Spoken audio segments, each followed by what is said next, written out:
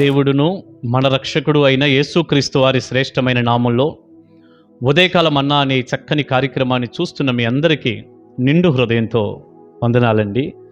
దేవుని మహాకృప మీకు తోడై ఉండును గాక. ఎలా ఉన్నారు? దేవుని కృపలో మీరు మీ కుటుంబాలు క్షేమమే కదా?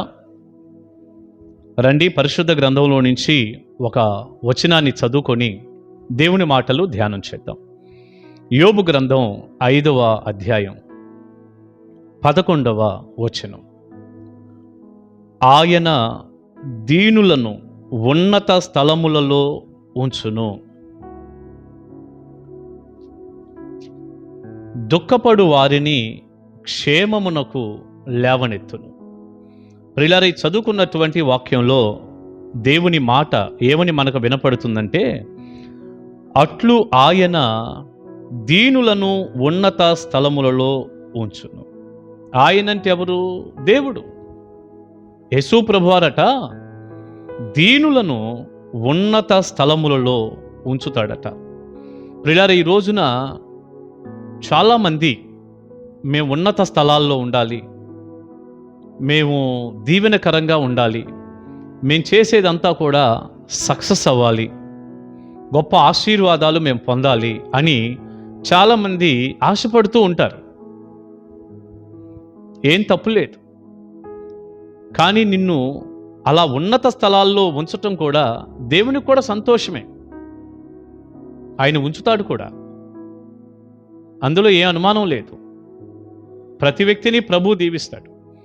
కానీ ఈ వచనంలో ఏముందంటే, దీనులను మాత్రమే ఆయన ఉన్నత స్థలములలో ఉంచును అని మనం చూస్తున్నాం. దీనులను మాత్రమే. ఈనాడు చాలామంది ఉన్నత స్థలాలలో అంటే గొప్పగా దీవించబడకపోవటానికి గల కారణం ఏంటయ్యా అంటే, వారు దీన మనస్సుని ధరించుకోకపోవటం, దీనులుగా ఉండకపోవటం, గర్విష్ఠులుగా ఉండటం, అహంకారులుగా ఉండటం, ఏదో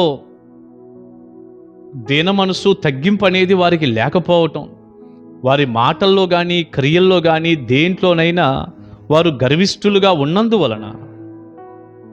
ఇప్పుడు చాలామందిని మీరు గమనించండి, వారు దేవుని సన్నిధికి క్రమంగా రారు, ప్రార్థన చేయమంటే చేయరు, వాక్యానుసారంగా బ్రతకరు, ఇష్టానుసారంగా తిరుగుతుంటారు. ఇదంతా గర్వమే కదా. ఎందుకంటే నిజంగా ఒక దీనుడు దేవుని సన్నిధిని ప్రేమిస్తాడు, దేవుణ్ణి ప్రేమిస్తాడు, దైవజనుణ్ణి ప్రేమిస్తాడు, సంఘాన్ని ప్రేమిస్తాడు, ప్రార్థనా జీవితం కలిగి ఉంటాడు. దేవుని మాటలంటే ఆ వ్యక్తికి ఎంతో ప్రియముగా ఉంటాయి. కానీ ఈ రోజున అసలు ప్రార్థన చేసే వ్యక్తి ఏడి? వాక్యం ధ్యానం చేసే వ్యక్తి ఏడి?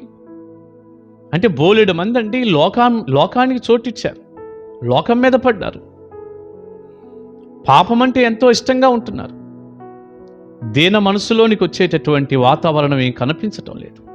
అందుకనే చాలామందికి దేవుడు ఇవ్వాల్సిన ఆశీర్వాదాలు కూడా ఇవ్వలేనటువంటి పరిస్థితిలో మనం చూస్తున్నాం. చాలామంది బ్లెస్సింగ్స్ లేవు. దీనులకు మాత్రమే ఆశీర్వాదం, దీనులకు మాత్రమే దీవెన. ప్రియులారా, బైబిల్ గ్రంథంలో ఒక చక్కని మాట ఇలా ఉంది, నేను చదువుతాను, మీరు చూడండి ఒకసారి. దైవజనుడైనటువంటి పేతురు గారు రాసినటువంటి మొదటి పత్రిక 5వ అధ్యాయం 5వ వచనం నుంచి కొన్ని మాటలు. చిన్నలారా, మీరు పెద్దలకు లోబడి ఉండుడి, మీరందరూ ఎదుటి వాని ఎడల దీన మనస్సు అను వస్త్రము ధరించుకొని మిమ్మును అలంకరించుకొనుడి. దేవుడు అహంకారులను ఎదిరించి దీనులకు కృప అనుగ్రహించును.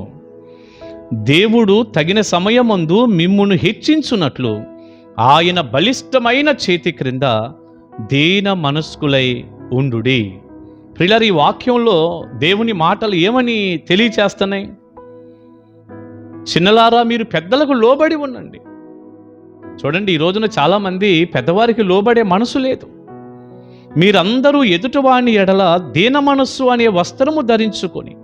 ఏ వస్త్రం ఉండాలట? ఎదుటివారి ఎడల దీన మనస్సు అనే వస్త్రం ఉండాలట. ఈరోజు ఖరీదైన వస్త్రాలు ఎన్నో ఉంటున్నాయి, కానీ దీన మనస్సు అనే ఆ బట్ట లేదుగా, ఆ వస్త్రం లేదుగా. దీన మనస్సు అనేటటువంటి వస్త్రమును ధరించుకొని మిమ్మును అలంకరించుకోండి. నిజంగా దీన మనస్సు ఉన్నప్పుడండి ఎంత అలంకారం అది. దేవుడు అహంకారులను ఎదిరిస్తాడు, దీనులకు కృప అనుగ్రహించును. ఎంత చక్కని మాట అండి. ఈనాడు చాలామంది కృప పోగొట్టుకోవటానికి కూడా దీన మనస్సు లేకపోవటమే. దేవుడు తగిన సమయమందు మిమ్మును హెచ్చించున్నట్లుగా, చూశారెంత మంచి మాట. దేవుడు తగిన సమయమందు మిమ్మల్ని హెచ్చించున్నట్లు ఆయన బలిష్టమైన చేతి క్రింద దీన మనస్కులై ఉండండి. ఎక్కడ చెప్పినా ఆ మాటే, దీన మనస్కులై ఉండండి. తగిన సమయంలో దేవుడు హెచ్చిస్తాడు మిమ్మల్ని. మీరు దీన మనస్కులై ఉండాలి. దీన మనస్సు అనే వస్త్రం ధరించుకోవాలి. దీన మనస్సు దీనులుగా ఉండండి. బైబిల్ గ్రంథం చాలా తేటగా చెబుతుంది మాట. ప్రియ దేవుని బిడ్డ, ఒకవేళ నీ ఆశీర్వాదం పోగొట్టుకోవటానికి, దీవెన పోగొట్టుకోవటానికి నీ గర్వమే కారణమేమో, దీన మనస్సు నీకు లేదేమో, ఇప్పుడైనా ఉన్న పాటున దీన మనస్సులోనికి రమ్మని ప్రేమతో దైవజనుడిగా తెలియచేస్తున్నా. నువ్వు దీనుడిగా ఉండు, దేవుడు ఎంత గొప్ప కార్యం నీకు చేస్తాడో. ఆయన దీనులను ఉన్నత స్థలములలో ఉంచును.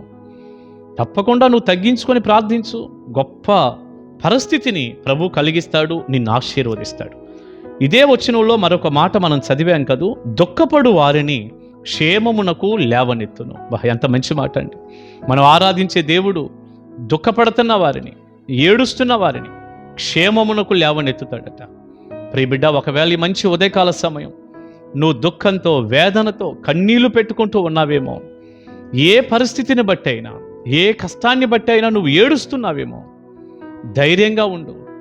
ఆయన నీ కన్నీటిని తుడుస్తాడు, నీ కన్నీటిని నాట్యంగా చేస్తాడు, క్షేమమునకు లేవనెత్తుతాడు. నీకు క్షేమము కలుగునుగాక.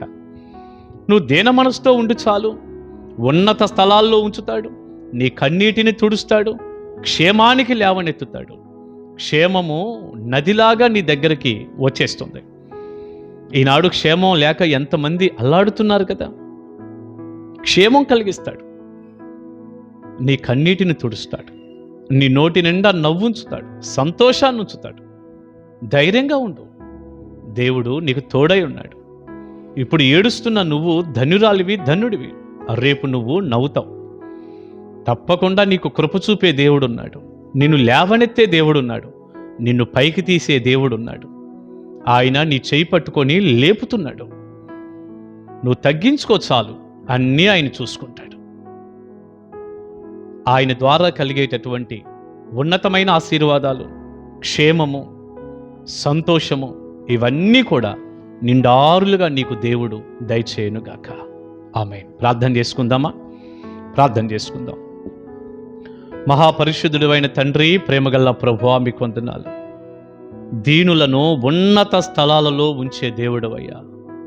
దుఃఖపడే వారికి క్షేమం కొరకు లేవనెత్తుతావు నాయన. ఎంతమంది బిడ్డలైతే దుఃఖపడుతున్నారు, వేదనలో ఉన్నారు, ఈ మంచి ఉదయకాల సమయం వారందరినీ క్షేమానికి లేవనెత్తండి. వారి కన్నీరు తొడవండి, నాట్యంగా మార్చండి, కృప చూపండి. తగిన సమయంలో దీనుల్ని మీ బలిష్టమైన చేతి క్రింద హెచ్చిస్తారు. మీరు దీన మనసుతో మీ బలిష్టమైన చేతి క్రింద ఉంటే మేము హెచ్చింపబడతాం. ప్రభు, అట్టి కృప చూపండి. ఈ ఉదయకాల మన్నా ద్వారా మీరు మాట్లాడిన మాట కొరకు వందనాలు. ఏ బిడ్డ కష్టంలో, ఇబ్బందిలో ఉందో వారందరినీ ఆదరించి కృప చూపి సహాయపడండి. ఉన్నత స్థలాల్లో ఉంచండి. యేసు నామాని ప్రార్థన మనవులు అడుగుచున్నాను తండ్రి. ఆమేన్. ఆమేన్. God bless you. దేవుని కృప మీకు తోడే ఉండును గాక. ఆమేన్. కలుసుకుందాం.